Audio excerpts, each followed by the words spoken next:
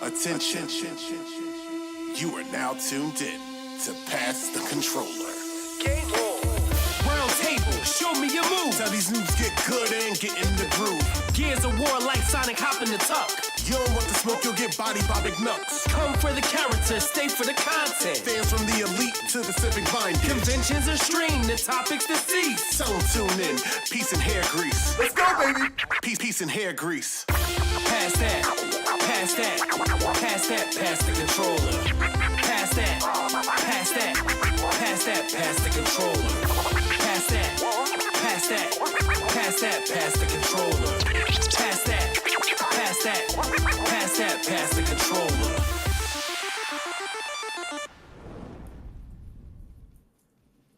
What's up, PTC Nation? Listen, happy March, man. We are back again for another episode of Pass Controller, man. Listen, you're for a special treat, man, because, we got a awesome special guest I cannot wait to talk to. But before we go to him, man, listen, you already know, man, I am McNucks, Salty's Gamer Live, man. And we're going to go around the table, as always, introducing the usual co-host, man. My man, Civ, right next to me. Civ, how you been, man? What's up with you? Yo, what's up, Nux? How you doing, man? I'm good, excited man. for this one. This is another good one. We've had a really good lineup of guests this year, and we're continuing the trend. This is a pretty cool one, too. I'm going to let Smoke take it from there, set this thing off, and introduce him for us. What's up, y'all? This is the gamer that everyone warned your mother about. I'm here. I'm the Smoke here with Pass the Controller. I am honored today to have a good friend who is now going to be a good friend of our show. This man is a renaissance man in the entertainment industry. He has a voice that made James Earl Jones proud, Barry White head for the hills. This man has done it all, from kids shows to film to video games, and we're going to talk about all of that. Ladies and gentlemen, I give you the one and only, the man, the myth, the legend, Geno Segers. What's going on, brother? Woo! Man, I don't know if I can live up to that introduction, man. You're going to have to back off on that thing. Now they're going to just be let down. They just going to be let down, bro. Look what you done. Oh, man. How's it going today, brother? Man, I'm telling you, man, I'm hanging in there, bro. It's a little warm out here in Vegas, but we're going to get it done. Oh, you got it so bad. Like on here on the East Coast, it's still cold and all. Mm-hmm. You got it so bad, brother. You got it so bad right now. Oh, we feel for you. Yeah, but give it a few weeks. Give it a few weeks.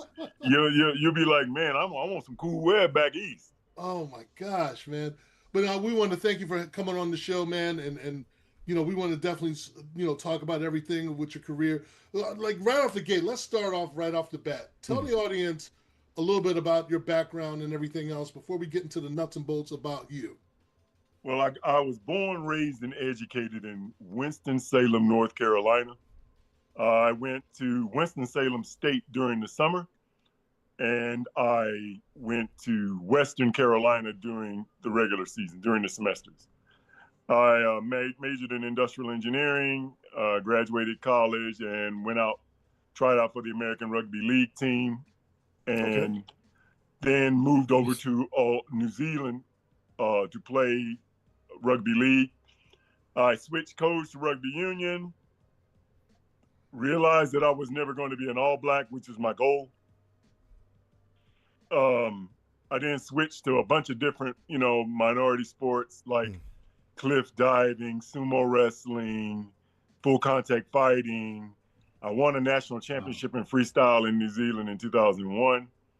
And then, after buying a few small businesses, I walk into an audition for the Lion King and book the job, and then leave all my businesses behind, sell them off, sell all my interest off. And then I started traveling around the world singing. And that got me to New York, and that got me into Pair of Kings, and I moved out to LA and sort of never looked back. I'll tell you, just from that intro, I got like 20 questions, but I got to ask you, that's incredible.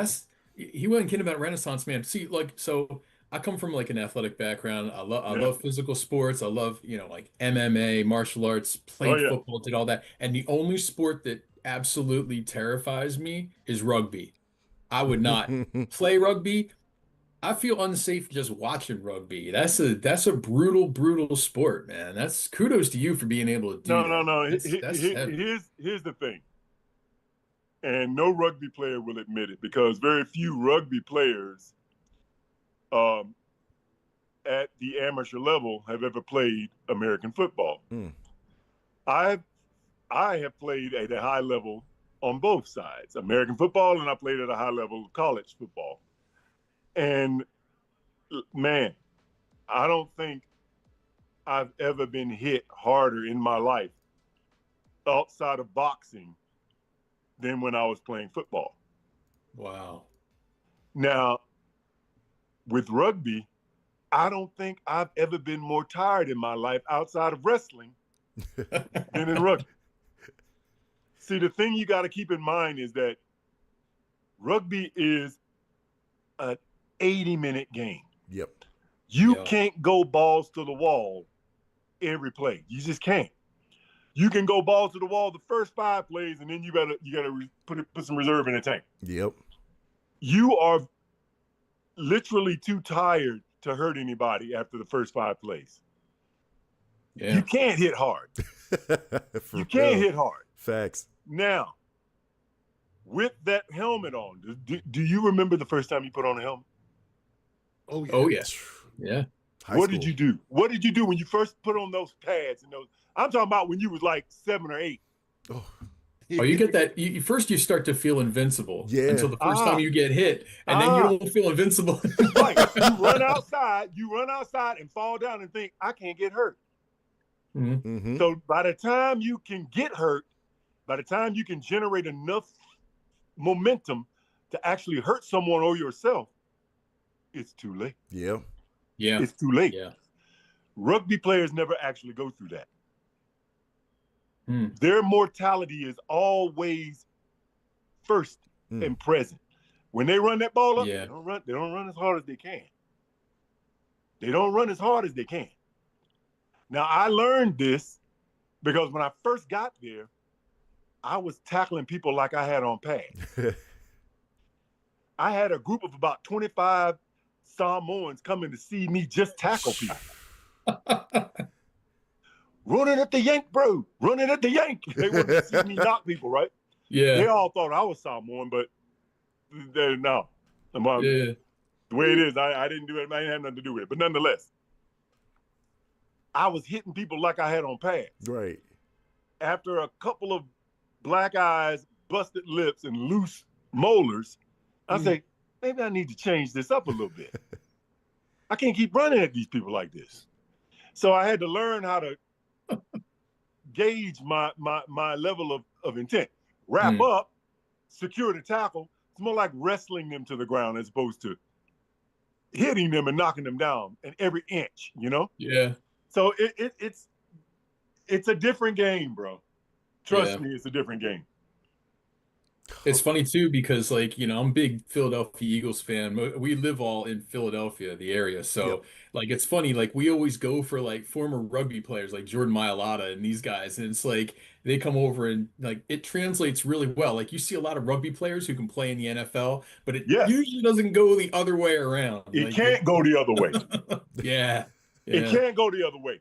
It's harder to get me to stop tackling like I was a football player and thinking that I had to go sideline to sideline to get the tackle. No, you go forward and back in rugby. Yeah. You start going sideline to sideline, you're going to wear yourself out and you're going to leave a hole where you were supposed to be. Yep. Right? Yep. So it's a different game. It's a totally different game. Boxing is a different game than MMA. Mm-hmm. You can't go into a boxing match thinking you can kick somebody. Yep.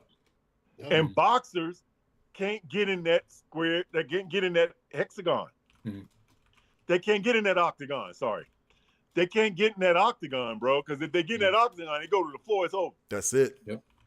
I've heard it said. I've heard it said that there's only 2 sports where the specter of death looms over you every single second you're participating in it. One is auto racing, and the other one's boxing. It is deadly serious. And those are 2 of my favorite sports, so it's just amazing. But boxing, that's a whole other thing too, man. Yeah, That's rough, man. That's crazy.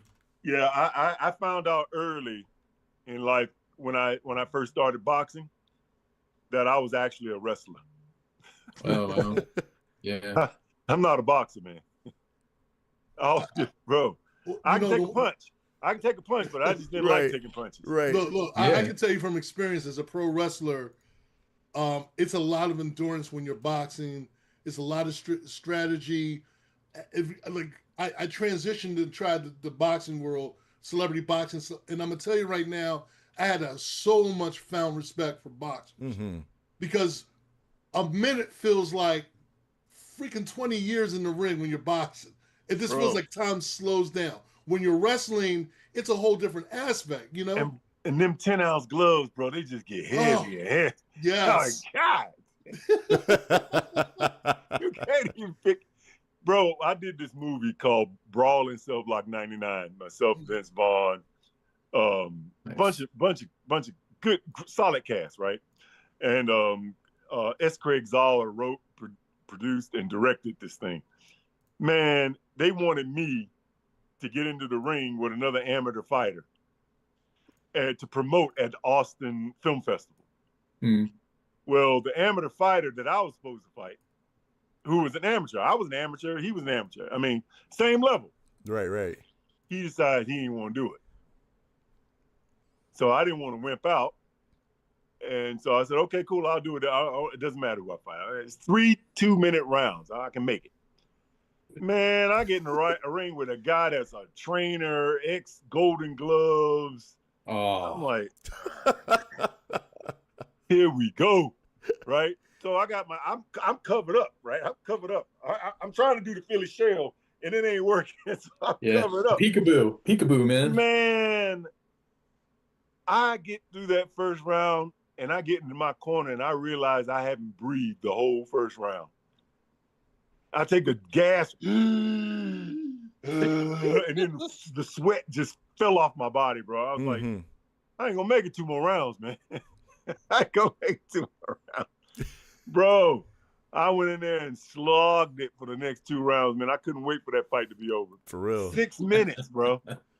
God, 3 2-minute rounds, and I couldn't pick my arms up to get out of the ring. See, 6 minutes to me is 3 years. Yeah, dude, I'm telling you, man. I could not pick my arms up to move the rope to get out of it. I was hurt. I was hurt. Wow. And I know afterwards it was hard for you to even say the alphabet. Bro, it took me 2 days to get right, bro. I couldn't get right for 2 days, bro. Yep. 2 days I was mumbling. I felt like I was really boxing, man. Talking to the people like this, man. I thought I'd take some shots, man. I was messed up, bro. Boxing is for the dude. You gotta love that, man. You gotta love that. No, you gotta be really hungry. You got. I mean, a guy get. That's why the successful boxers don't last long, because how you gonna get up out of them silk sheets, man, and go on that road at 4 a.m? You can't. It's hard to get up. It's hard to get up, man, when you got people cooking food for you. You ain't got to worry about money right now. I mean, no, man. You got to be hungry. Yeah. I'm talking butter sandwich hungry. He's a butter sandwich hungry. Butter sandwich, bro. You went way back, man. Butter, sugar, and butter sandwich, bro. Yeah. That's the kind of hungry you got to be, man. Cuz. Be successful at that boxing, bro. Damn. Man.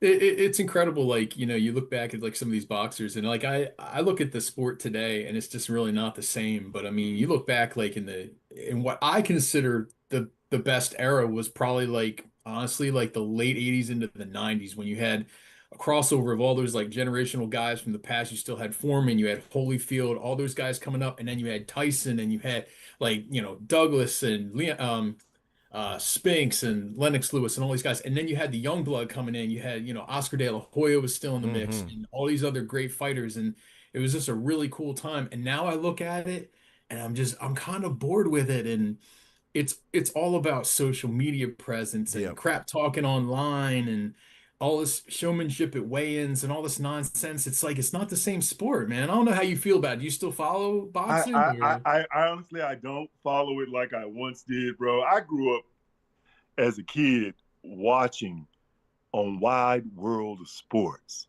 Yeah. Ali Yep. and Hardcore Cell. Frazier. Yep. Yeah. Bro, I mean, I saw the fights with Ken Norton and Ali, and honestly, I still don't think Ken Norton lost either one of them fights. I thought Ali lost both of them fights, but I mean, what did I know? That's another story. That's a whole nother issue. That's a whole other kettle of fish. But, Right.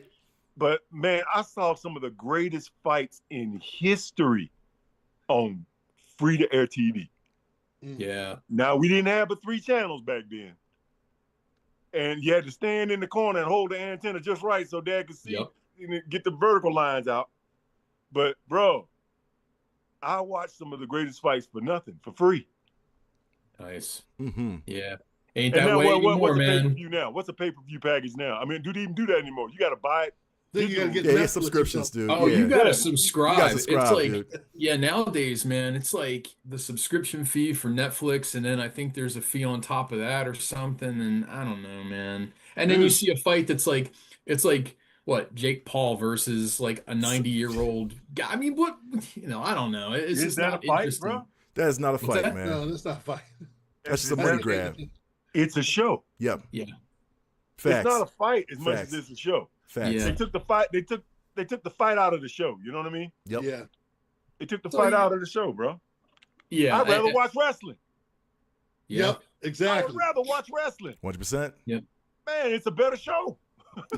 See, that's where everything splits. People that used to like boxing and were really super into it, they either deviated off into MMA or pro wrestling, because one embraces the scripted nature of it, and the other one is still like sort of more of a purist fighting art, as Yeah, pure as it can and be. the thing about it, the thing I love about MMA is that anybody can lose.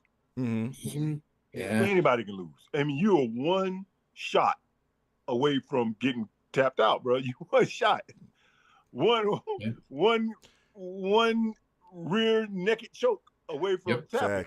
Facts. You The know, one I always remember was Kimbo Slice, and he was supposed to fight Ken Shamrock or something like that, and at the last minute they did a substitution, and Seth Petrozelli was up, and it was a no-name guy. He came in there with like pink hair, and he came in there and he handled Kimbo in like 22 seconds or something. It was Bro, crazy. It's bro. crazy.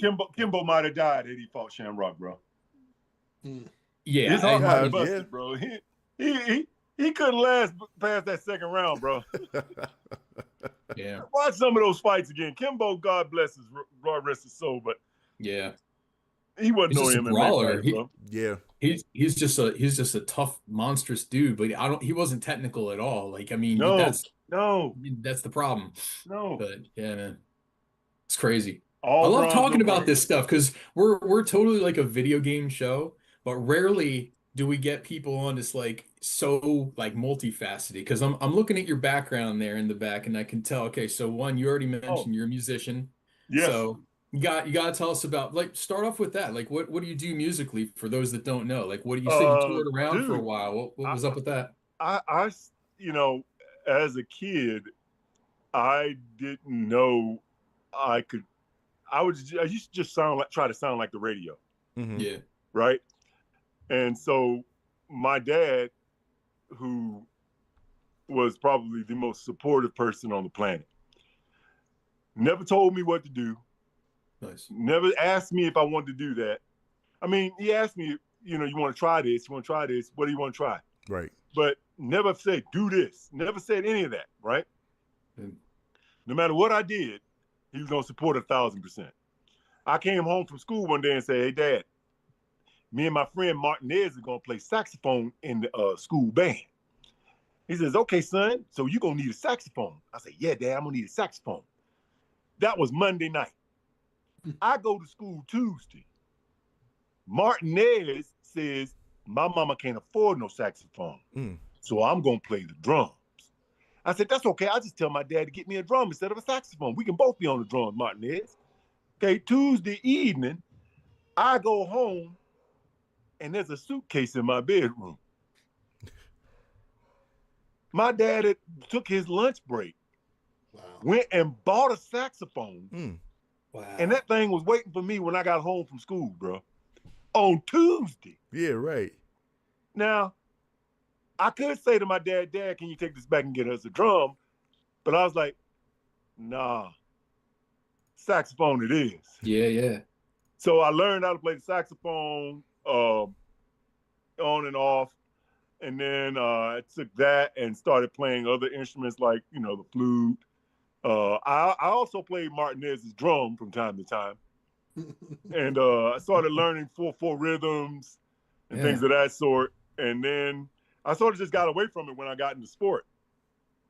But I was always singing in the shower at home with nobody there and in the car with the windows up. So I was always singing. And my idea of singing was, all the guys sounded like girls and I didn't sound like no girl. So ain't no sense in me trying to be a singer because I don't sound like that. And so I get all the way over to New Zealand. I'm playing rugby. And I go to karaoke one night. Mm-hmm. My ex-wife takes me to karaoke. Nice. And my ex-wife was like, whatever you do, don't sing. Why? Okay, all right, okay. I'm not gonna sing. Wow. I'm not gonna sing. Right, not gonna why? Sing. Yeah. Bro, these people were up there singing and they were getting standing ovations. Okay. Bro, they were getting standing ovations. Right. And it was awful. Mm. It was all kinds of bad. And I said to myself said, yeah, man, I know we can get a standing O. Yeah, right. I can sing better than that with the flute. So I get up and I do this song, Do You Know What It Means to Miss New Orleans? And bro, I'm telling you honestly, man, I ain't trying to pat myself on the back, but I sang that song perfectly. Mm-hmm. I sang that song perfectly. And do you know not one person clapped for me, man? Get out of here. What? Why? Oh, that's messed up, man. In New Zealand, karaoke is not for people who are singers. What? And I thought I was awful. I thought, man, if I'm worse than these guys, I'm never singing again. Bro, 2-3 years later, I'm at an audition for The Lion King. Mm-hmm. And I really don't care now, right? And I'm only there to prove to my friends that they didn't want a guy like me. They didn't want to hear no basses. Nobody wants to hear bass. Mm-hmm. Bro, I sing this song called Jelly Roll, and I sing it an octave lower than Billy Eckstine sang it. I sang it low. Right. Bro, I get out the first bar, I get out the crescendo, and Gail Westerdale tell me, that's enough. I said, no way he wants me, because, he didn't want these other guys. But, bro, they offered me a contract right there. Okay. Wow. Dude, that's awesome. Contract right there. So I ended up singing in The Lion King in Australia, then Sydney, understudying the role of Mufasa, because I didn't know what I was doing. I had to learn. Mm-hmm. So I understudied the role in Sydney, and then by the time we got to Melbourne, I was Mufasa. Wow. That's cool, man. It's crazy, bro. It was crazy. But music has been like a lifesaver for me, bro. Music saved my life more than once. Yeah. That means you're doing it right, man. Yeah. That means you're doing it right. Dude, by the grace of God, bro, by the grace of God, I've been able to hang in here and continue to do what I enjoy. And I got a really supportive family. My brother is like, my father passed away, but my brother is like my brother took over where my father left off, bro. He's always been there. So, moral support, financial support. If I ever needed anything, my brother was there. My wife, I couldn't ask for a better wife, man. I've told my wife more than once, babe, I'm going to get a job. She says, no, you're not. You're going to be miserable. You're going to make us miserable. Right, you're going to keep doing this. Right. And I'm like, man, I got people like that in my corner, man. How can I lose, bro? But now, hold up, Geno. So real quick, Geno. Yeah, because I gotta ask, like, before this whole acting, right? Did you ever consider like music being like your main career path too, or? No, because I thought I thought who would want to hear me sing? And karaoke proved it. Well, I don't know, man. See, no, wait. Right. That's a stamp. I'm the local karaoke guy. You can ask these guys here. Yeah, so yes, he is. I compete. Right. I am a competitive karaoke person. So if you're in a situation where all the bad singers are getting applause in a scenario where only the bad singers are getting applause and they're stone cold silent for you, I call that a win, bro. Yeah, but I That's didn't know that. I didn't know that. yeah, yeah. But no, I mean, but who would But listen to but but you? but I a year later, someone told me, man, yeah, karaoke's not for guys that can sing. yeah. What? I didn't know. Yeah, it's I different. had It's no different idea. here in the I States. thought, man, I must be that bad. That's Mm, crazy. Gino, you got that voice. It's like, yo, because I consider it like a Motown voice, right? So you could be like Okay. belong in the Temptations or the Four yeah. Tops, the Yep. Miracles. You know what I'm saying? Like, dude, Jackson 5, like I said, you have that, which is crazy. You know what I mean? It's wild that they consider that like, oh, you know what? Nah, this I don't know how you But did pursue that. it was because the people that sang karaoke are people in New Zealand, particularly in New Zealand. I don't know about any other place other than Auckland. That Right. could be different down the line, Right. but in Auckland, it was more of a way to build your confidence, Mm. Mm, right? Right. And so, if a person doesn't sing very well, these people, it was like therapy for some of these people. Right. They were coming in there singing just to build up their confidence. okay. So me singing is going to knock their confidence. Nah, Gino, that's what taking a couple shots of alcohol build up a confidence to go in that mic and sing. You know what I'm saying? Dude, I'm telling you, bro. I'm telling you, this is what they were thinking. They were thinking that, oh, you're showing off. Okay. This is not for you. Yeah, I can see that. This is karaoke Yeah, for people okay. that can't. Why Yeah. are you showing off? Yeah. You know, you obviously are a professional singer, and I wasn't a professional singer, but I have my voice lends itself to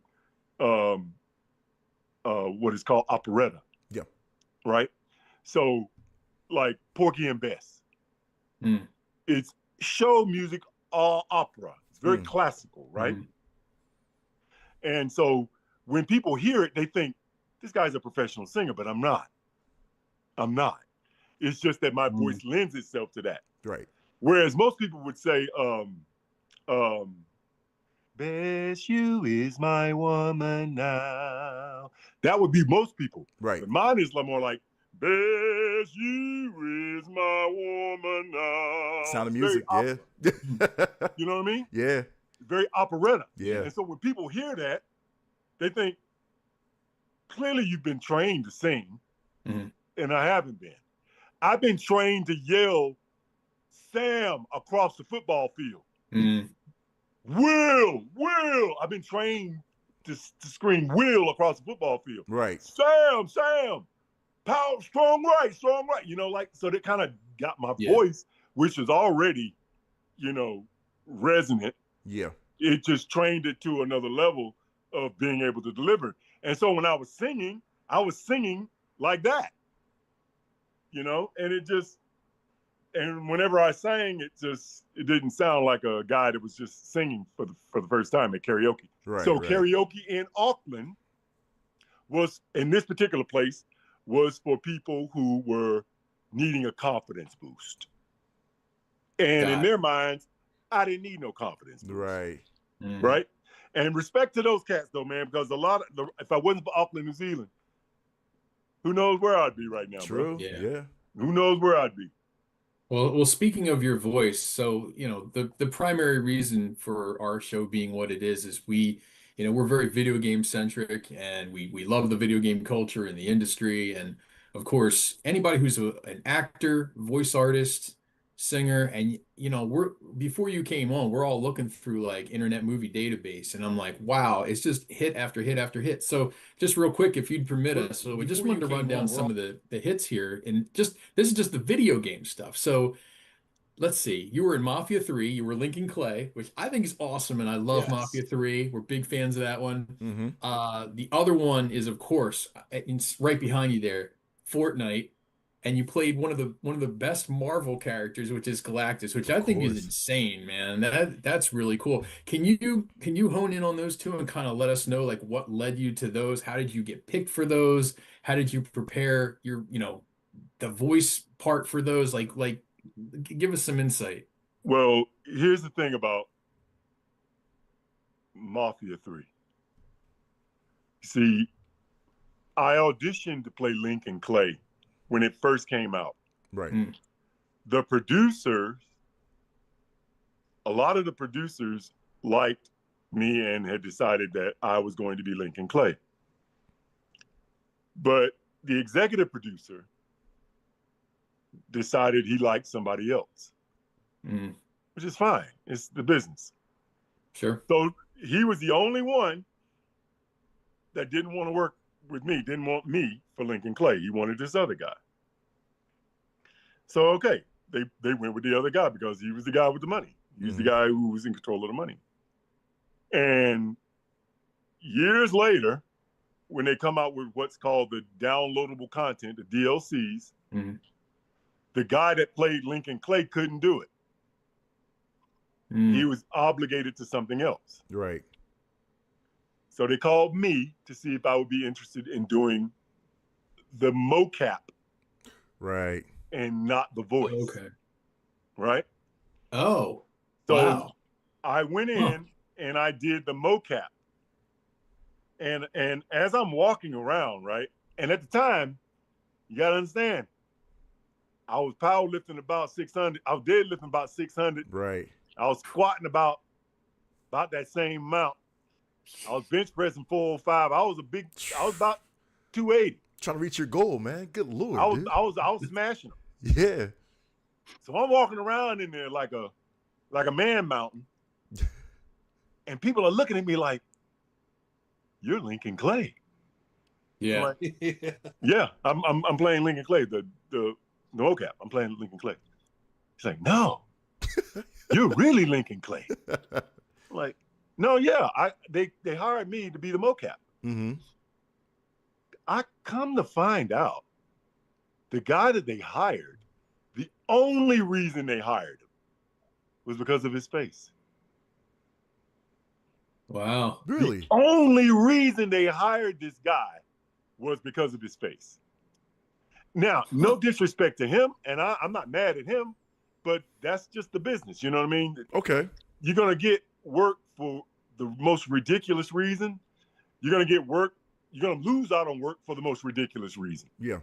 But that guy liked his face better than he liked my face and wanted to use his face. This guy was like 5'9", 5'8". Yeah. Oh, Lincoln Clay's supposed to be 6'4". Right. Well, this guy talk like a normal dude. Yeah. Well, Lincoln Clay was supposed to have a deep voice. It's just like you and I talked about. I mean, if I can bring this up, you and I talked about a couple nights ago about a certain show that's about to come out, God of War. And exactly. I mean, you know, exactly. You know, it is, bro. In that sense, it is what it is. Yeah. And I'll tell you another thing. So to pair that, to make that make sense, when I first auditioned for Fortnite, I was auditioning for a character in the section Save the World. There's two areas you can go in. You can go in Battle Royale or Save the World. I was auditioning for Sergeant Tank Gatlin in Save the World. Right. He's a guy that talks like this. He's a sergeant in the Army. He's also a lawyer. You know that guy. Yeah. So the producers called me on just out of the blue. Hey, Geno, we want to see if you could read something for us for Fortnite. I was like, no problem. I come in, I spend probably 15 minutes on Galactus. And I know who Galactus is, but I didn't know it was a live event. I didn't know what that meant. I had no idea what it meant. I just thought it was a character that was going to be there and he's going to be gone. And okay, cool. I didn't know it was as big as it was. You know what I mean? And so, just playing Galactus, I took a job from somebody that probably auditioned for Galactus. Yeah, right. Right. You know what I mean?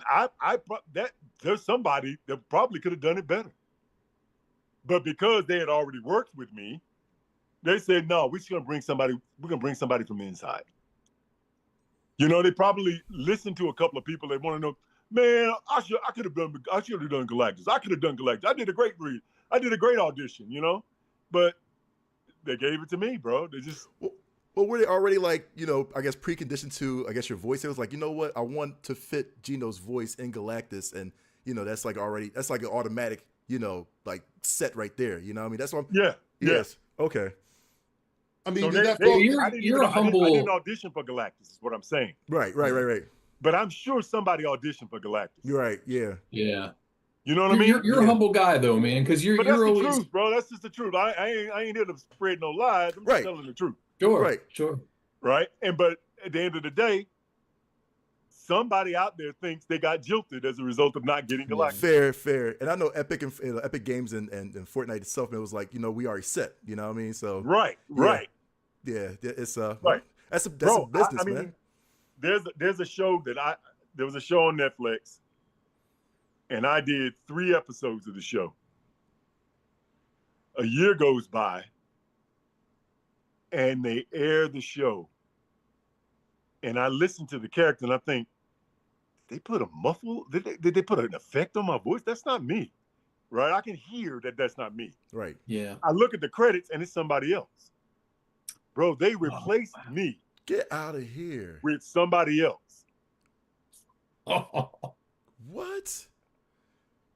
I had already done 3 episodes, bro. And they couldn't told you It's the first a weird episode? industry, man. They couldn't told you the first episode at least? You know what I mean? Like, Dude, come on. I done 3 episodes. I've had the line reader for the show told me, oh my God, you are such a perfect match for this character. It's unbelievable. I feel like this person is alive. Right. And then when I heard the guy that did it, I said, hey, okay. If you like it for you, I love it for you. But obviously, you didn't like what I did. You liked his better, I guess. I don't know. You'll never know, bro. You'll never know. Yeah. You will never know. Mm-hmm. Now, I will say this: when I had saw the trailer, for example, for Horizon Forbidden West, and I saw, and you didn't even speak, and they showed a clip of you real quick, and I was like, "Yo, Geno's in the game." I said, "I really got to get in the game," and I'm like, it'd be messed up if it's not Geno, and it shows up as your face, and hey, everybody, what's going on? I'm Rico. I would have messed up, but the fact that I'm like, oh my God, that's Geno. I'm like, you couldn't escape that. I mean, look just like you the whole night. But how does that make you feel when you're falling into an area where you're getting more recognized? Because you have a signature voice. Your voice is signature. Like, you got voices like Keith David and Samuel Jackson. Oh, yeah. You have a signature voice. They're unmistakable, bro. They're unmistakable. Yeah. But your voice is also signature in itself. Mm-hmm. You know? At the end of the day, man, we get what we get. Right. You can't pick the voice. Can't pick your height. Can't pick none of that. Yeah. You get what you get, right? Now you can give yourself a better body, or you can lose weight, or you can gain weight. You can do whatever you want in that respect. Right. But some of these things you just, luck of the draw, bro. It's funny too, because you say that, but it's also kind of cool too. You really haven't been typecast, because your delivery in Fortnite with Galactus is way different than Lincoln Clay and Mafia, and it's way different than Kronos in Lawbreakers, which I thought was an underrated game. Right. People for whatever reason didn't care for that game. I love that game. Played that to death. It was more of a team game. Yeah, exactly. Yeah. You know what? If they released Lawbreakers now, it would do great. Because now is like when people are looking for those kind of like, squad-based games and stuff like that with like, different play mechanics. That game came out too soon. And I think if they put it out now and made that like a, even like a free-to-play online game or something, or if people would gobble it up, be like, yeah, this is really cool. So, but it was too soon. So I'm going to jump around a little bit. So the other thing is cool. So obviously, you've done all this stuff in the video game world. Movie adjacent to video game projects. We got to talk about Uncharted, the live action fan film, which, we geeked the hell out of that when we saw that. You and Nathan Fillion and the production value. And I remember because Smoke was the one that sent it to me. He was like, yo, check this thing. And I'm a big Uncharted fan. So tell us a little bit about that, because that is wild, man. Bro, I had a really good friend who was a stunt coordinator on there who doubled me in a TV show called Pair of Kings. He called me one day and said, hey, Geno, what are you doing this date to this date? I was like, nothing, man. Hey, you want to have some fun? I can't really tell you what it is because it's really, really, really under wraps. And we're not allowed to divulge what it is. We're real secretive about it, right? Yeah. And I'm like, man, all right, bro. Dude, we cool, man. It's not a lot of money in it. I was like, bro, I don't care about the money, bro. You my boy. If you need me for anything, I got you. Because I know if I needed you for something, you got me. So we weren't going to get rich doing it because it was, like you said, it's a fan film. It's an independent thing. You got to want to do it. Right. Yep. And I only wanted to do it because he asked me. Bro, Alan decides he wants to meet me just to make sure that I'm cool before he makes he says yes. So we meet at a restaurant and we sit down and talk. And he asked me, had I ever played the video game Uncharted? I was like, no. Have you ever heard of Uncharted? I say, no. You don't know anything about the video game world? I say, no. Wow. You're hired. Yo. Perfect. Perfect. Because he wanted me to play it like I wasn't a video character. Yeah. He wanted to make sure that I wasn't going to be overly, a narcissistic type of henchman. He wanted me to be very natural, very, very dangerous. Yeah. Very, very stoic, very, you don't know if he's going to explode or not. The next thing he might snap.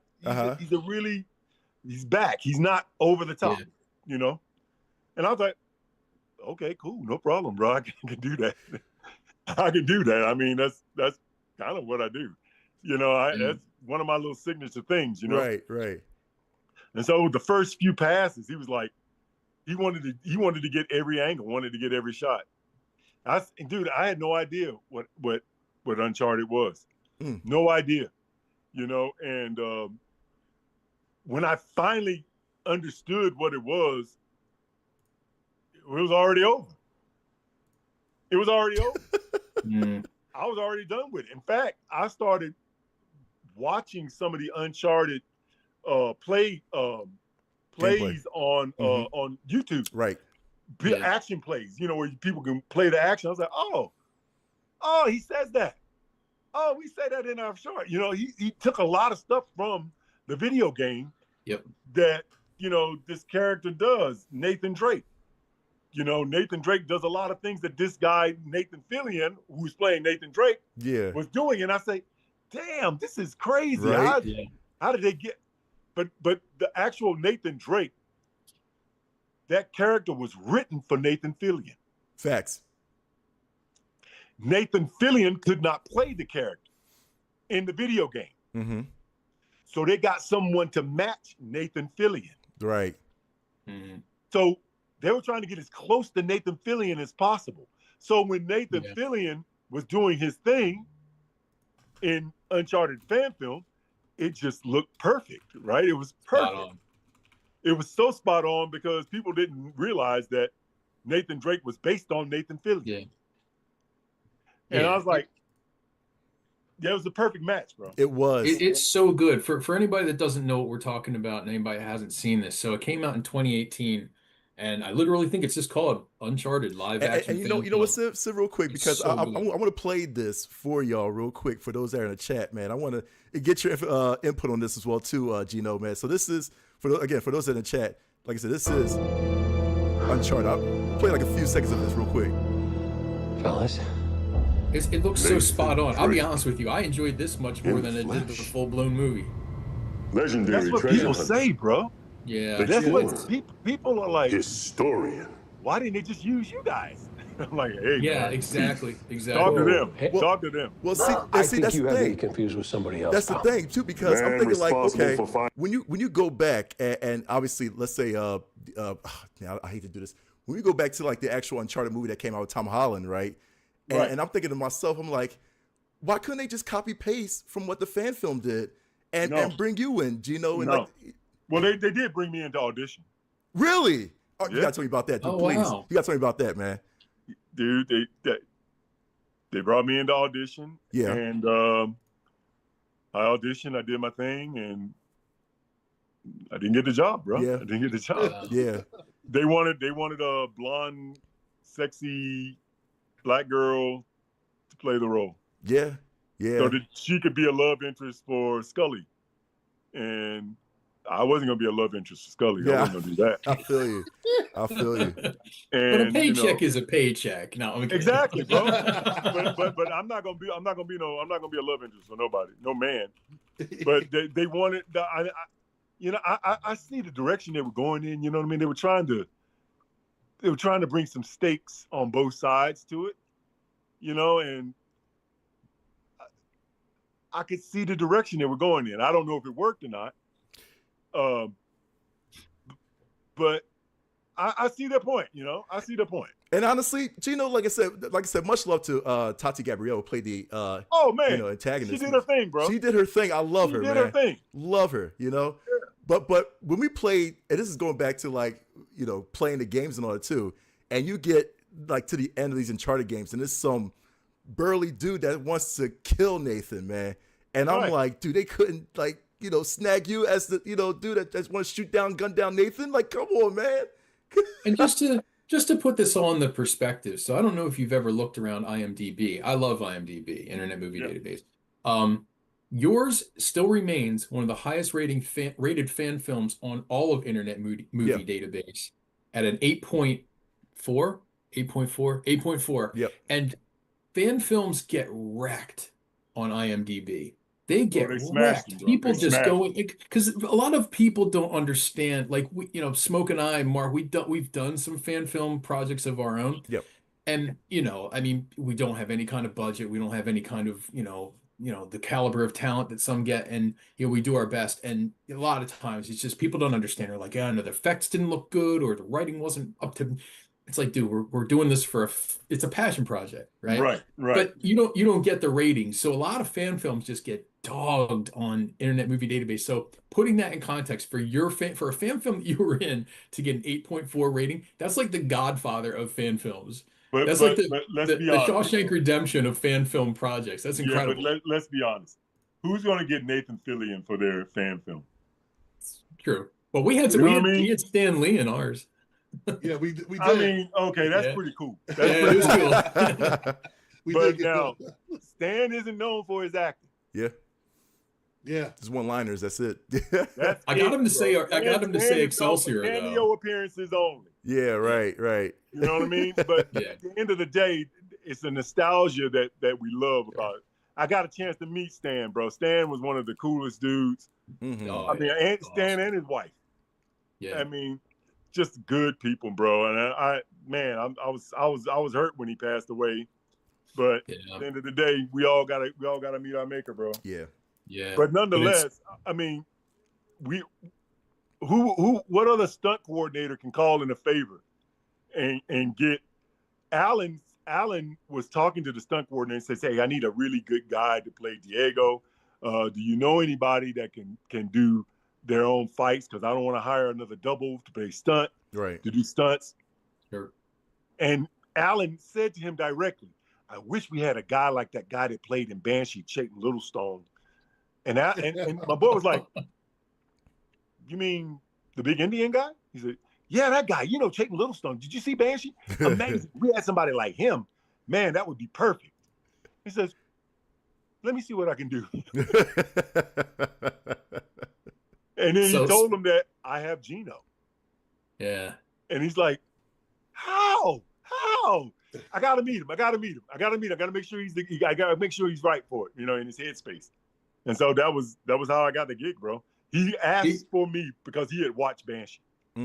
Speaking of big Indian dude, we got to talk about a movie that you did that's kind of obscure, but honest to God, it's one of the most creative and memorable horror movies I've ever seen.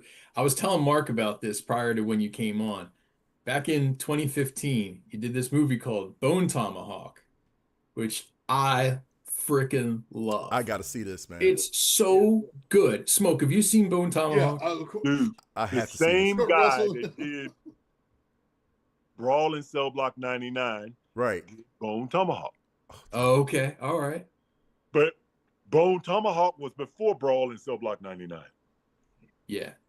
And he felt so bad that my character didn't speak. He felt so bad. He says, Geno, I got to have you in this other movie because we didn't use you properly in this movie. You were perfect in it, as Bortusk, but I need you to be, we need to hear you, right? Mm-hmm. So he puts me in Brawl in Cell Block 99, and I get to be another henchman. And yeah, I'm not the head guy, but I'm a guy. I'm a guy. Yeah. And I had a lot of fun in Brawl, but dude, Bone Tomahawk was the hardest job I ever did in my life, bro. Really? Okay, so give us. Do you want me to give a little talk up of that movie, or do you want to tell people that have not seen it? Do you can please. Okay, so this is the thing. So a couple of years ago, so people were, we're going back and forth. I have friends, we're all into horror movies and everything, and somebody brings up, they're like, "Yo, did you ever see this movie called Bone Tomahawk?" I'm like, "I've never even heard of Bone Tomahawk," and they're like, "You wouldn't believe the cast in this. You got Kurt Russell, you got Sid Haig, you got some Matthew Fox, I think was in it. Yeah. There's some real names," and I'm like, "I've never heard of this, right?" And they're like, "Do yourself a favor, mandatory viewing. You got to check this out. It's a Western movie that you think it starts off, it's just a Western, and it goes so deep into the horror genre in such a creative way. It's like unparalleled. I love the hell out of it, and it is unapologetic. It is just balls to the wall, the craziest. It just is off the rails, and you just don't think it can get any worse for these characters. It's like the only movie I can think it's kind of equivocal to that would be like The Hills Have Eyes or something like that. Like it's got that kind of vibe, but it's so well done. So when I was looking through your credits, I was like, "Yo, my man was in Bone Tomahawk." It's like, holy crap, that's awesome. So yeah, so that's that. So can you said it was one of the hardest things you've ever done. What made it that way? I was in the middle of the California desert for 14 hours at night with cold, wet clay all over my body, chipping. So it was pinching my skin, and they were having to reapply after every scene. So I'm getting doused with this cold, wet paint, clay. I'm freezing. I'm itchy, and I gotta be this stoic giant and pretend that I'm okay, bro. It was the hardest thing. It was the hardest thing I ever done in my life. Right. It was just hard, and then there was 3 or 4 hours of makeup, prosthetics, boars in my face. It was just hard, bro. It was hard. And I think the most rewarding thing about doing Bone Tomahawk was the shower immediately after that night, bro. I bet it was. I stayed in that shower, bro. Honestly, I was in that trailer and I heard that pump, that pump that's pumping. Yeah. I know they got sick of me pumping that pump, bro, because I was in there for about an hour and 20 minutes, man. Getting all that clay off my body, bro. It was bad. It was bad, man. But I'm so proud of that because they argue that I have the most graphic killing scene in the history of horror films, bro. It's brutal. It's hard. So freaking brutal. It's so hard to look at it. People will just, what? Yeah. Yeah, I won't give it away. So yeah, because I gotta see this. Hold up. Yeah, I gotta see this myself, man. Bro, it's the most graphic, disturbing death scene for one of these characters, and my character gets to kill him. Yeah. But for some reason, and you just look terrifying in that movie too. Like it's so authentic. We all did. We all look crazy, bro. It was nuts, bro. But there's a lot of that stuff that got cut on the editing floor that you didn't see. Right. Bro, yeah. There's a lot you didn't see. Oh, dude. We gonna get a director's cut? These particular tribe of troglodytes, not only were they just gruesome and ate people, right? They cut the legs and arms off of their wives, off of the women. Yeah. And blinded them so they couldn't run away. They were just sex machines. Man. And they had when I tell you this movie is like Dances with Wolves meets Terrifier meets The Hills Have Eyes. It's crazy. And he shot a segment showing the women with no arms and no legs and with their eyes blinded out. What? But you didn't see that part. Right. Yeah. Bro, it's unbelievable, man. And the stuff that comes out of S. Craig Zahler is something out of a Stephen King, the most an alter ego of Stephen King. Mm-hmm. The bad Stephen King, the guy that was just worse than Stephen King. I don't know how he comes up with it, bro, but he comes up with this stuff. He did another movie called Dragged Across Concrete. Crazy. Yeah. Crazy. Crazy. God, Lord, man. S. Craig Zahler, bro. The man. Well, to me, it's always going to be one of your standout roles to me. And we've talked about this on countless occasions. It has to be Clayton Littlestone. From your screen presence to the dialogue. I mean, some of the deepest dialogue. And I'm sitting there just like, oh my God, just like, I'm like, again, that's what drew me on for Banshee. That's what drew me on the show automatically. Between you, like the amazing cast you got a chance to work with, but your character was such a standout character. Mm-hmm. We talked about this. Like, give us a little more background on how your character got extended out. Well, Chayton was, typically if you look at Banshee, you'll know that most of the villains that are introduced come and go in an episode, maximum 2. And even fewer of them get what is called an origin. Mm-hmm. Well, after my first episode, I was expecting to die in the car crash. I knew that the police car crashed. I figured that they'd blow my brains out because I was trying to get away and there'd be a shootout and Chayton would die. But when we didn't shoot that, I was like, y'all ain't gonna kill Chayton? What's the deal? Right. A few weeks later, I get a call from my agent saying they want to offer me a series regular. Knowing what I know now, I probably would have said no to a series regular. But I'm happy to do the episodes because Teen Wolf wanted to make me extend my arc as Kincaid, but Banshee wouldn't release me because I was a series regular. Oh. So I say, I wanted to be a series regular though, bro. I mean, that's a big deal. Yeah. I'm glad I did it, but if hindsight is always 20/20, dude, I can't say that I would have rather been Kincaid as opposed to Chayton. But I think Kincaid would have been better for me long term than Chayton. As crazy as that sounds. Because Chayton, I mean, I loved his humanity. I loved the fact that he was disturbed. I loved the fact that he was vindictive and angry and just, he walked around with angst. He was exhausting.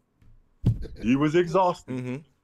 But the work we did with Cinemax, man, I can't say that I'm less proud of it. I'm extremely proud of it. But I wished I could have worked out a way that I could have done Kincaid. Did they not let you out because of scheduling conflicts? Scheduling conflicts. Okay. Yeah. Banshee was shot in Charlotte. Teen Wolf was shot in L.A. I had 4.5 hours of makeup for Banshee. It would have been impossible. It would have been hard if they were both shot in L.A. Right. Yeah. It would have been hard, but it would have been impossible to do it, coast to coast, bi-coastal, Yeah. So, but I think Kincaid probably would have been better for me because of the wide audience that it had. Cinemax had a really strong audience, but not like MTV, bro. Mm-hmm. Not like Teen Wolf. Teen Wolf. Everybody knows Teen Wolf. Yep. Everybody knows Teen Wolf. You can find people that hadn't seen Banshee. You can find people that haven't even heard of Banshee. True. But you can't find a person that knows Banshee that doesn't know Chayton Littlestone. Mm-hmm. Right? Right. But there are characters in Banshee that are working around the clock that you can't name. Yeah, it's just there are no scales. I say point. that to say there are no scales in this business. Yeah.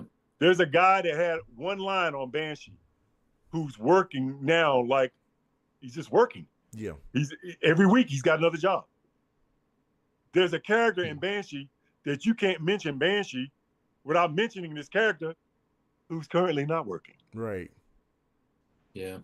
How do you measure that, bro? It's a business, man. So speaking of it's weird. It's a It's weird, funny thing, you know. Yeah. And it drives some people crazy. It drives them to the point of like, you know what, I don't want to do this no more. Right. Yeah. I'm gonna do something else. So when you see a guy that did a really cool show or a movie, and he's now driving trucks for a living, you know, he had his breaking point. He couldn't take it anymore. Right. So speaking of the industry, you're bringing something up here because this is like a subject that's kind of near and dear to us. So speaking of like, you know, some of these actors out there who are extremely talented and, you know, it's always a vying for, you know, these spots and things like this. It's very competitive and sometimes it's just about happenstance. What's your feeling right now about this trend towards, especially within voice acting, this trend towards using AI as opposed to, you know, hiring talented actors such as yourself and your colleagues? Hey, listen, I am with the union on this. The union says AI is bad for actors. I agree. And I don't think that, you know, the masses at some point are going to care eventually. They're just going to want a good story. Right. Now, I don't care what you do with the character. As long as it's a good story, people are gonna jump on it. But if the character is AI and the story is crap, that's not gonna matter either because people aren't gonna want to watch that either. Mm-hmm. You know, I think that eventually we're gonna succumb to AI, bro. Some of the content that they're gonna be creating is gonna garner so much attention that the networks are gonna have to. They're gonna acquiesce. You know, they're gonna acquiesce. I mean, how is it that a person with a social media presence can be a star of a movie? How is that? They're not an actor. They're just a personality. Right. Yeah. You know, I mean, how can Charleston White be offered movie deals? How is that? But because he has such a following, he has such a wide base. Yeah. Studios will pay him to be in the movie, bro. Mm-hmm. And he don't have to audition. He don't have to do nothing. He just has to be himself. He just has to be Charleston White. You know, that's a whole other thing too. We live in an age of stunt casting too, where there's a lot of this stuff going on where, and I swear, this goes back to the Uncharted thing we were talking about. And I'll tell you, my feeling about that fan film was that yes, this could be a full-fledged movie, and it should be a full-fledged movie. But at the time, you have, you know, Spider-Man who puts butts in seats, and they're like, it's a name. And I'm not dogging him. I'm not. I'm dogging the industry because they don't do the deep dives to find where the talent lies, and therefore they do a lot of fans a great disservice by simply kowtowing to, hey, what's the hot name of the day? And that, to me, I detest that so much. It's like, come on, man, you got a lot of people out there super talented, and you're just doing this for, you know, for likes, for dopamine hits on social media. And I hate it, man. I'm with you on this. I really am. It is what it is, bro. Yeah. It's the worst. It's not show business. So you think it's show business. It's business show. Yeah. Yeah. It ain't. Yeah. There ain't no show without money. Yep. Butts in the seats. And until you get butts in the seats, they could care less about the show. The show, that means nothing. It's business first, then the show. You know, once upon a time, you had to have an immense amount of talent to get the attention of a Hollywood producer. You had to just emote. You had to be able to deliver. Now you just got to be able to deliver eyeballs, bro. Yeah. You can get them eyeballs. Yeah. That's all that matters now. It's business show. And you know, but you know what? Uh-huh. I believe that opens the door for us. Yeah. To do something really good. Do something really good just with your friends. Yep. Like if I were to get my friend, I got a really cool friend, right? Mm-hmm. If I were to get him and to just do a one scene, one set interrogation piece, just a scene. Do that and upload that, bro, and see how many hits we get. You never know what you could create. Right. Because he's a talented guy. And because I would the way I would shoot it, I would focus on him. Because he's a talented guy. Right. And I would use his skills, use my skills to then present that to the world, let the chips fall where they may. Mm-hmm. Yep.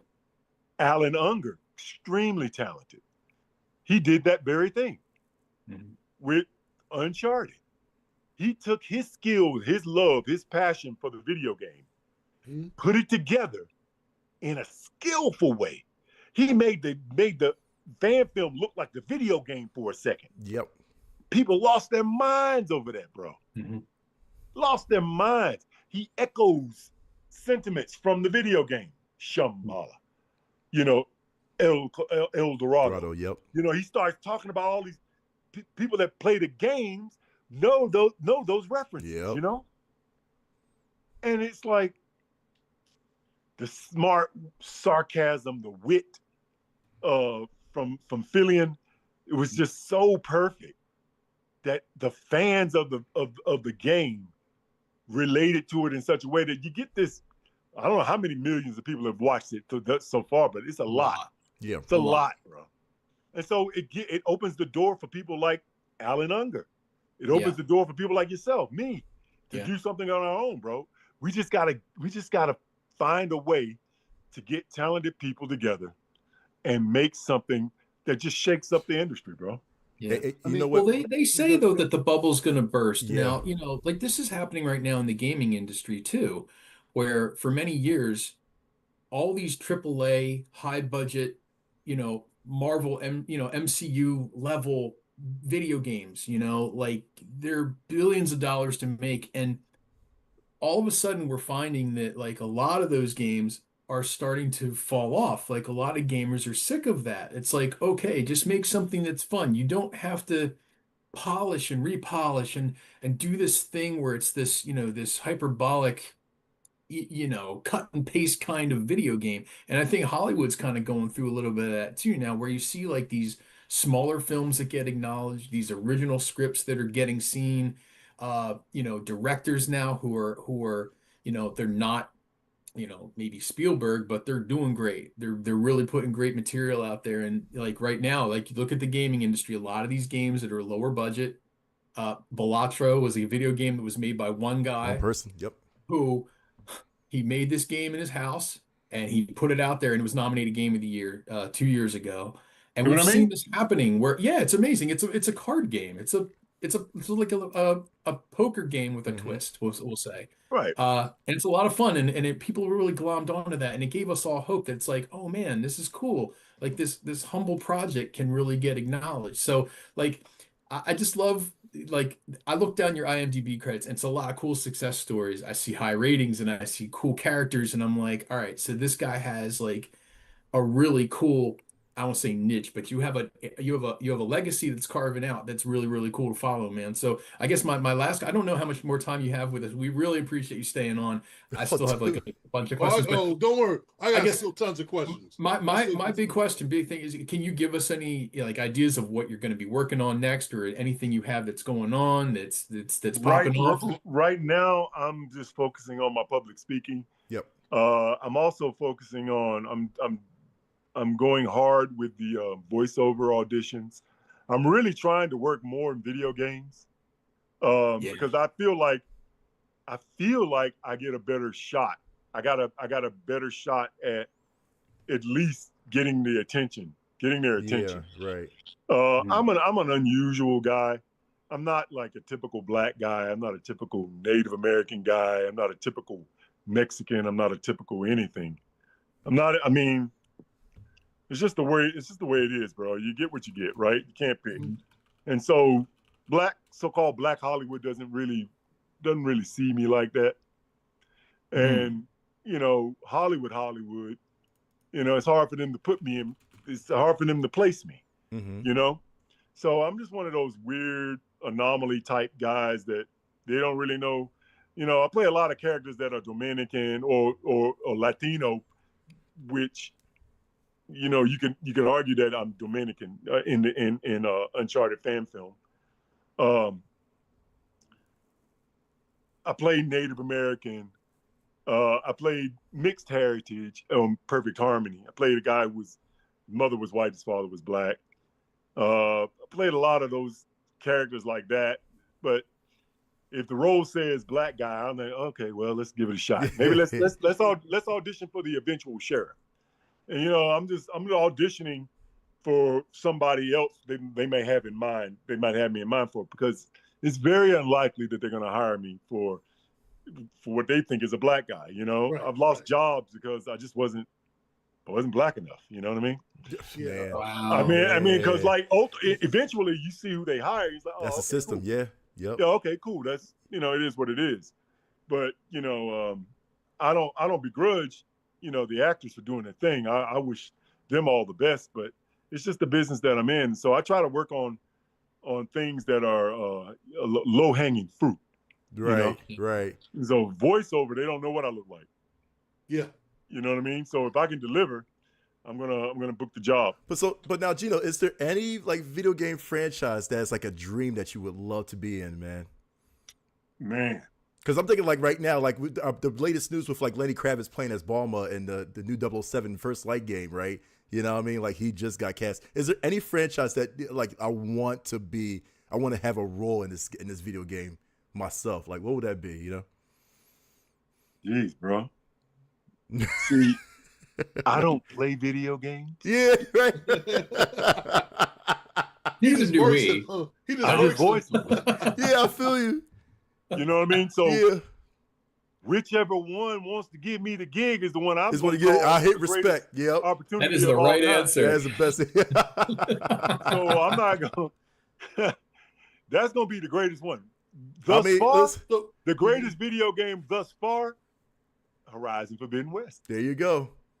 So until they put you in another Gears of War, I'll put it that way. Put me in something else. Yo, Gears of War. Yes. Yeah, seriously, I can see you fitting in Gears of War easily, dude. But yeah, that's just my opinion. But Smoke, go ahead, Smoke. Yeah, but again, it just depends on how things laying out, bro. So let me ask you this: what would you rather prefer? A combination of mocap and voice acting, just solid mocapping, or would you rather just focus on the voice acting or balance, or a nice little balance? I like the mocap. I like doing it because you learn a scene and you put it together and you're in a room with all these cameras. You're in a gymnasium with all these cameras. Right. And it's almost like theater. You're acting it out as it's happening, bro.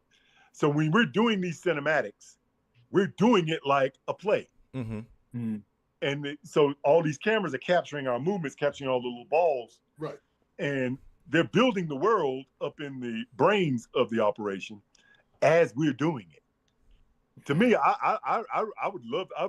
I don't mind if it's not a mocap, but I like doing the mocap. Okay. I like doing it. That to me is the physical part aspect. Bro, that's great, bro. Yeah. Bro, that's just great. I love doing that stuff, bro. But I like that also because of the fact you mentioned, like we talked about, for both of us talking, we talked about acting. You and I have both discussed this, and also with the whole appearance thing. Because for people like us, it's kind of hard. They don't know where to, like you said, they don't know what kind of box to put us in because how we look and all. Some people, like in your case, you said Mexican. For me, it's Samoan. Or they're like, well, we want to, and like you said, it's one of those things I told you. I'd rather be the background guy that always stands out when everyone sees. They're like, yo. So, but no, I just like the idea with the mocap because mocap, they can pretty much make you look just like the character, or they can change you up a little bit, change your appearance and all, but yet they have your voice, they have your mannerisms and everything else, The thing about mocap, right, is there's a difference between the motion capture and then the facial scans. Right. So what they did for Horizon Forbidden West is they sent me to Serbia and they put me in this ball with cameras, and the cameras took pictures all of my skull and head. It's the only place in the world that they have this machine. Right. Wow. They designed the technology, they perfected the technology, and anybody that wants to use a facial scan is going to go to send their talent to Serbia. Nice. Right? That's awesome. Really? I didn't know. Is that and Guerrilla Games owns that technology, I guess? Or? I don't know. I don't know who owns That's it. crazy. Wow. But they send these people to Serbia. Yeah. Right? Wow. I think that the technology is owned by somebody in Serbia. Yeah, it has to be their own independent company. Yeah, because it got Its own independent company. Right. So any video game that wants facial scans has to go to Serbia. Did not know that. That's so cool. Wow. And what's even crazier is that they have to pay you for your face. Yeah. They have to pay you for your scans. All right, Geno, we got to talk numbers. How much did they pay you? I can't. I know that. I can't divulge that, man. I feel you. Hey, man, you know better to be counting people. You're right. You're right. But Geno, so one of the things I want to ask you, because we still got time. One of the things I want to ask you, you came back full circle. We talked about a lot of things throughout your career, and there's a couple more things I definitely want to ask you. But we talked about your singing and all. One of the things I did want to touch on, how did you feel about getting a role for Perfect Harmony? Bro, again, when I walked into that audition,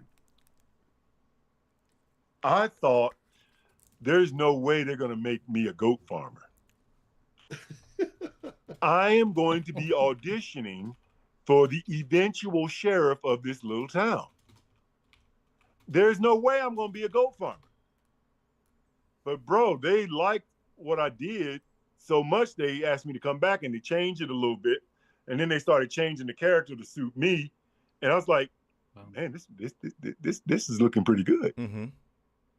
But what's crazy is I auditioned for that same production company for another show called Type A that went to pilot but didn't get picked up. Okay. The production company loved me. The studio didn't. The studio said no. So it's like, the stuff the number of times I've auditioned with James Gunn, and he has loved my work, but the studio just didn't want me. Right. They just didn't want me, bro. And it's not James's fault, It's not my fault. It's just studio didn't see me in the role. They saw a bigger name in the role. They saw someone with, who, I don't know. They just saw somebody else in the role better, more business than show. Right. The way it is. But now let me ask you this. Right. I'm doing the story of my life. Okay. Do I hire myself, or do I hire Dwayne Johnson to play me? Oh, dude, don't stop. Stop.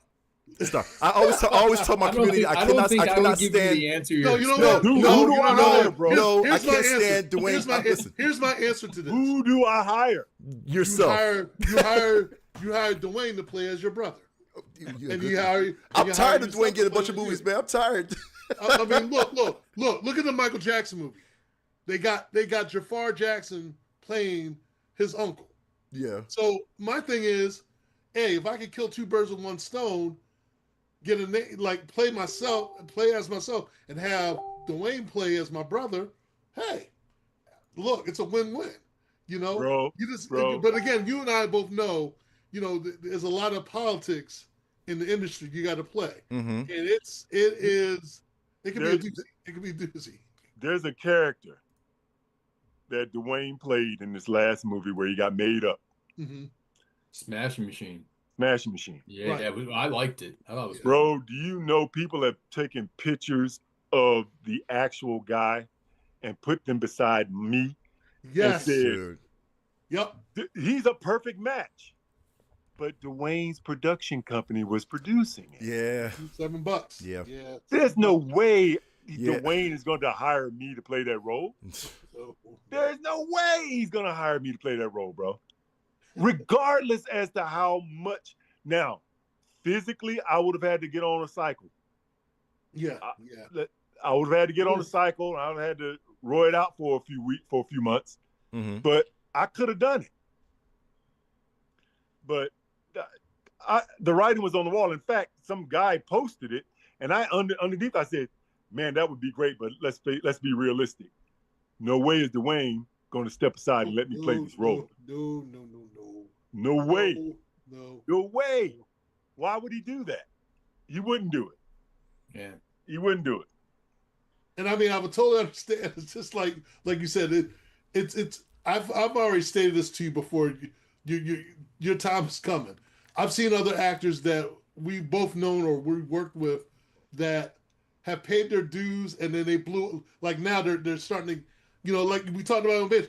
It's just a slow process and all. And people will go back and say, "Yo, I remember this person did this and that. And look at him now, or look at her now. Mm-hmm. Look at where they're at and all that." So it's something to see. But here's the other thing I want to ask you.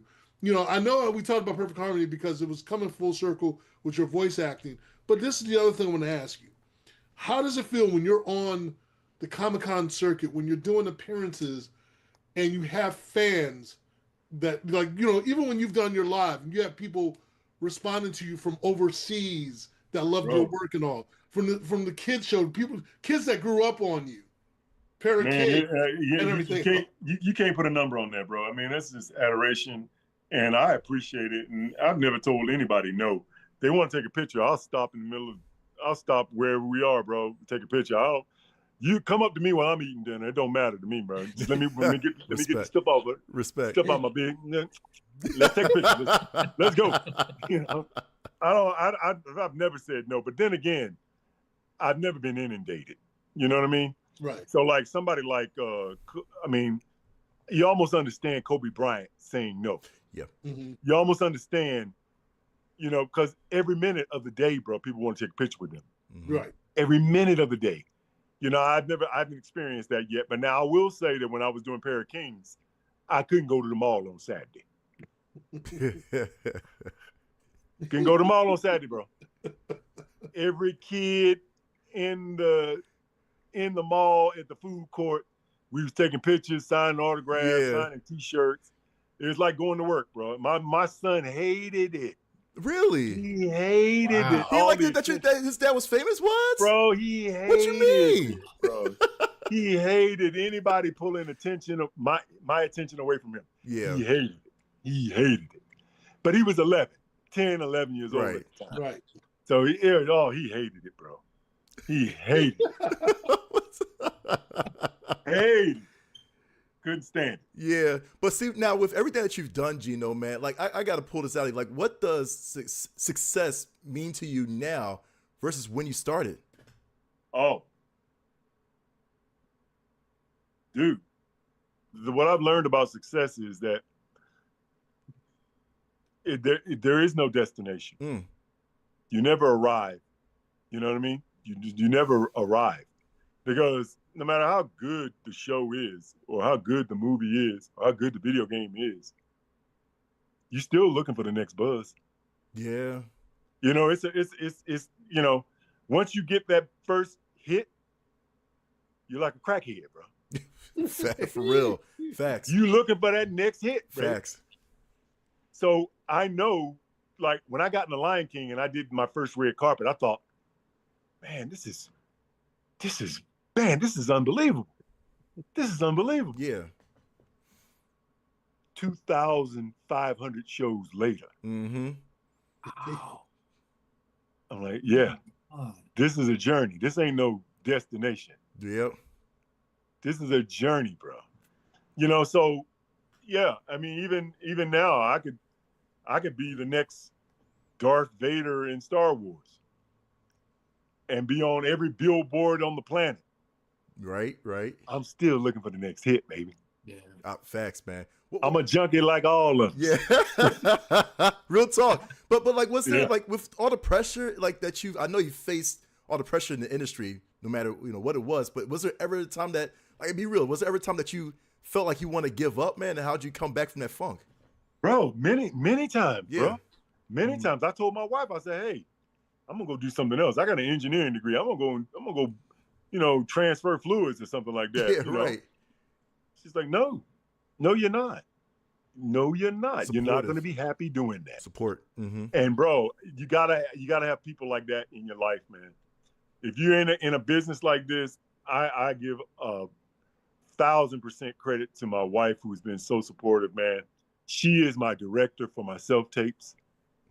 She has an ear for TV and ear for scenes, and she knows what it's supposed to sound like, what it's supposed to be, how it's supposed to feel, what my character might be going through. She's really good at that, man. And I give her, but if I ever get on stage for an award or anything like that, man, she's going to be the first person I thank. I feel you. Yeah. My brother is going to be right up there, bro, because that dude, man, he refuses to allow me to quit. He knows I'm not a quitter. Yeah. And he's just always been there for moral support. Anything I ever needed. I need a ride from the airport, my brother's there. I mean, yeah, man, I got a really good, strong support team below me, bro, to support me, my foundation. Right. Really good friends, man. If I need a like when I did Banshee, bro, I was so exhausted, bro. I went to my best friend's house and just went to sleep. Just went to sleep. Right. And he didn't bother me, man. He knew that I was tired. Mm-hmm. And he said, man, and I needed to get away from everything. I went in there, man. I slept for like a whole weekend, bro. For real. Whole weekend, I was in there just knocked out. Right. But that's the kind of people I have, man, that's got my back. You know what I mean? Yeah. So what advice would you give other young actors that are that are hungry, that want to get into this business? What kind of advice would you give them? Keep your day job. You heard it first Keep here. your day job. Keep working at it. Keep working at it. Don't quit working at it. Facts. But keep your day job. For real. Facts. Keep your day job, bro. I mean, don't think that because you did a movie, now you've arrived. Right. That's not how it works. Mm-hmm. It's not how it works, bro. It's not how it works. Yeah. And just keep your head down. Continue to study. Continue to sharpen the tools. Always, I do a lot of research on different characters and different references. I like Uta Hagen. I like Stanislavski. I like Uta Hagen more, though, because she's more about representation as opposed to presentation. Mm-hmm. I'm always studying. I'm always looking at different techniques. I mean, I'm breaking down. I want to do this little thing with where I'm creating a community of actors and where we just break down scenes.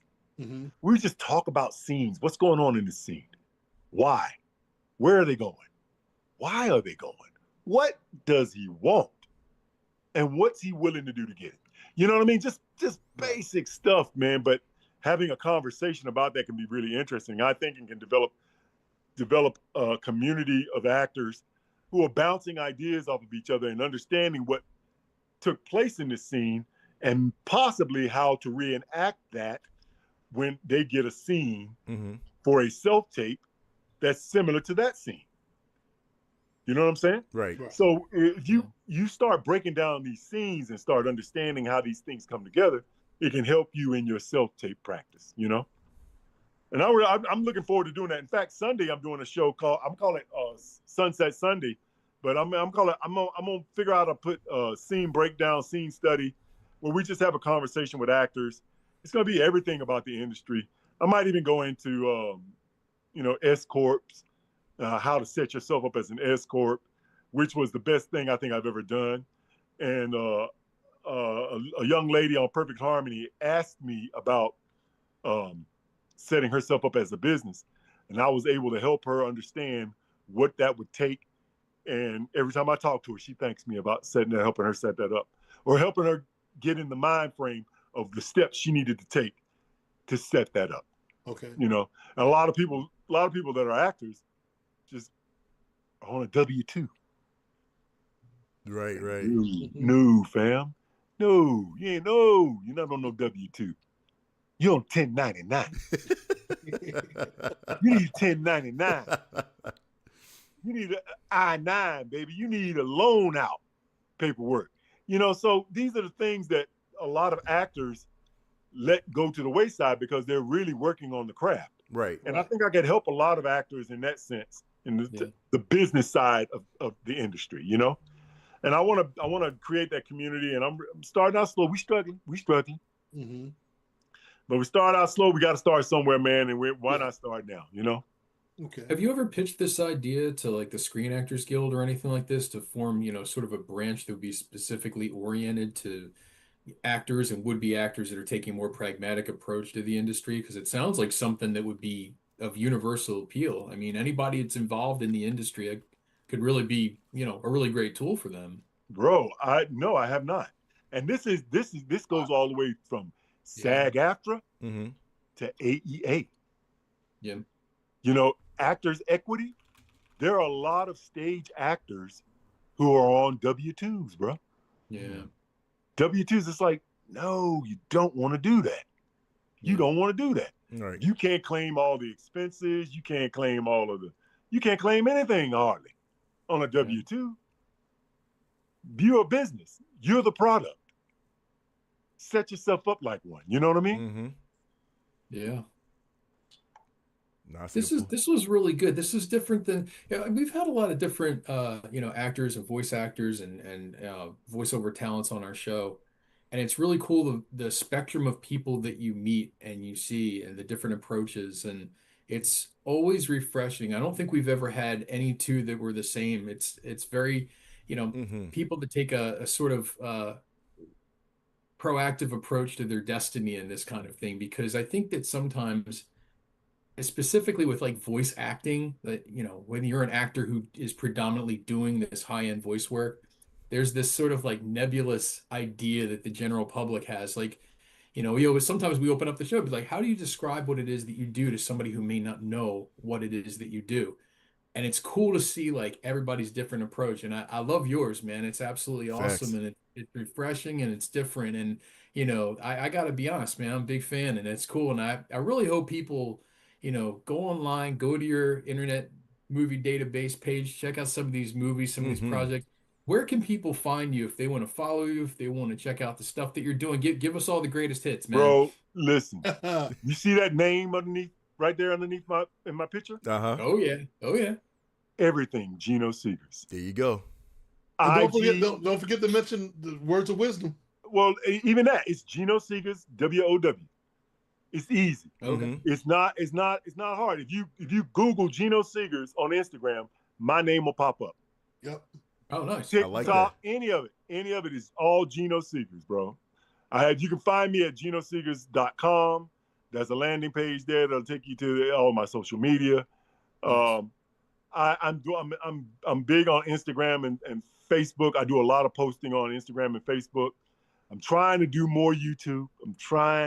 But YouTube and I just got a bone to pick with them, man. They just demonetized me because my content wasn't related to my page or something. Yeah, right. Yeah. I'm like, Analytics, man. But it's footage of me. The footage is of me. But that content belongs to someone else. But I'm in it. I don't understand. Why can't I post something that I'm in? Okay, you want to demonetize that particular video? Great, no problem. But take my whole page? Yeah, right. It's weird. That's the YouTube place. It's all about those algorithms, man. It's all about deciding your fate. Yep. But before we go, Geno, listen, we love to do this. We love to have fun with a lot of our guests on here, man. We like to do a little rapid fire, you know what I'm saying? The chat actually pulled in and gave me a lot of good stuff, man. So this is rapid fire. So, I mean, listen, come on top of your head, spill it out, man. You already know, right? So here we go. Live action acting or video game acting? Live action. Live action. Most physically demanding role you've done? Chayton Littlestone. All right, all right. A role you wish you could redo. Redo? Yep. Dwayne from Perfect Harmony. Okay. Hardest thing about voice acting. Vocal stress. Okay. And last but not least, funniest direction you've ever gotten in a recording session. About to put somebody on blast. Chat got me on that one. I was like, you know what? I'll add that in there. Yeah.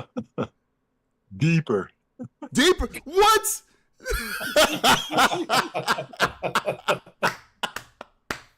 What? Come on, man. How low of a baritone can you be, man? Like, come on. Deeper. Dude. Yeah. Dude, I laughed too. I was like, oh my God. There we go. That was rapid fun with Geno. No. The way they said deeper was like, deeper. Stop. Oh my God. I can't, man. Geno, again, thank you so much for jumping in with us, man. Seriously, we appreciate you having you on this show, man. Like, seriously, we would love to have you back on a future episode later down the line, 100%. And Geno, don't go nowhere when we're done the show, but go ahead. Okay, yeah, brother. This was a real pleasure. We really appreciate you taking the time for us, man. Mm-hmm. This was very fun. We hope you had fun too. Family, seriously. The pleasure was mine, man. You guys have a great night and an even better tomorrow. Yeah, oh, man. Yeah, don't go nowhere. Don't go nowhere. Love. But for chat, listen, if you enjoyed the show, make sure you definitely go ahead, like, subscribe, man. Make sure you share to everybody. You can't miss this episode. I know somebody else missed this episode, so make sure you share that episode with everybody. Be like, yo, Geno's on, man. You got to see this, man. Like, this dude was so cool. Make sure you share with all your friends, man. And you know, like I said, we got the QR code right down the bottom, man. You can reach us in all social medias. PTC Nation is just for you. You already know the jingle, man. Like, seriously, we love it all, man. Listen, we cannot wait to bring in more guests for y'all, man. Like Geno, man. I mean, seriously, this is awesome as always, dude. I don't want to end the show, to be honest with you. For real, you know what I mean? That's just me. But again, you know, we want to take the time to, again, thank you, Geno. Much love. We appreciate you. And again, for Geno, for Smoke, for Civic, I'm McNux. This has been Pass Controller. And as always, people, get good. Peace and hair grease, y'all. Peace and hair grease. And watch Bone Tomahawk. Oh, yeah. Outstanding, Geno. Thank you. 100%, bro. 100%. Oh, my God. Hey, Mark, can you give us to our ID for us? Give ID for us? ID tag. Yeah, Geno, we just want to say, you know, 2 years and you're watching Pass Control. Pass Control. Oh, Pass Control. Gotcha. However you want to say it. Yeah. Hey, so I didn't know you knew Jeff Reck. Jeff Reck, I saw it was an interview you did with him. He's like an actor, producer. It was on one of the red carpets you did a long Oh yeah, that's true. A lot of interviews on the carpet.